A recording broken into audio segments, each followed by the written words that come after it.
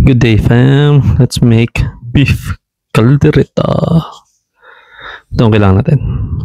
Potato, carrots, bell pepper, onions, tomato, bay leaves, liver spread,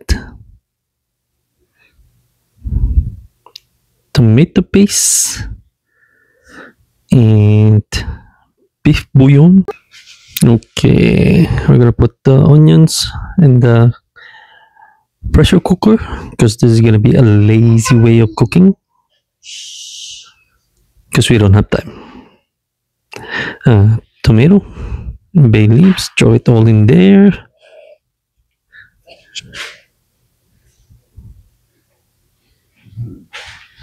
Ito ang ating tomato paste at ang liver spread. Lahat ng to ay tansya-tansya lang. Pati ang ating tomato paste. Pati tubig.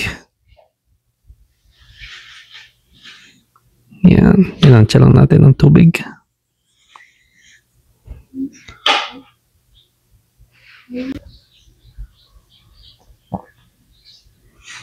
At ang ating powdered beef bouillon.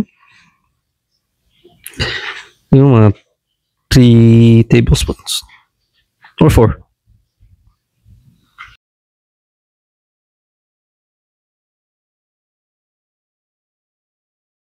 Smash lang natin ng konti. And then we're gonna put ang ating beef. Yung beef na gagamitin natin ay yung galing sa brisket. Medyo big chunks. At ito yung mataba. Matabang part para masarap.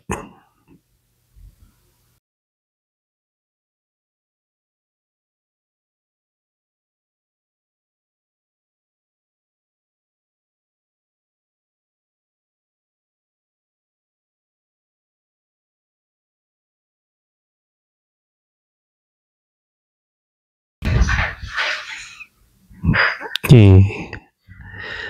Once everything is ready, and start na natin ang ating pressure cooker. Dito, nilagay ko siya for 30 minutes. At nakalimutan ko ilagay sa video yung garlic. Huwag niyo kalimutan maglagay ng garlic. After 30 minutes, lagyan natin ang ating patatas at carrots. Lutuin natin to for like 15 minutes para lang lumambot. Tapos natin lagyan ang carrots, haluin natin about 15 minutes, and then don't forget to salt and pepper. Season natin para syempre may lasa. Yan, and then we're gonna put our green bell peppers. Ito, lutuin lang natin to for like 5 minutes para medyo crunchy pa rin siya. And then that's it. Luto na ang ating beef caldereta. Kain na tayo. And then don't forget chili flakes from Joy Joy. Thank you, Joy Joy. And that's it. Enjoy your meal. Subscribe.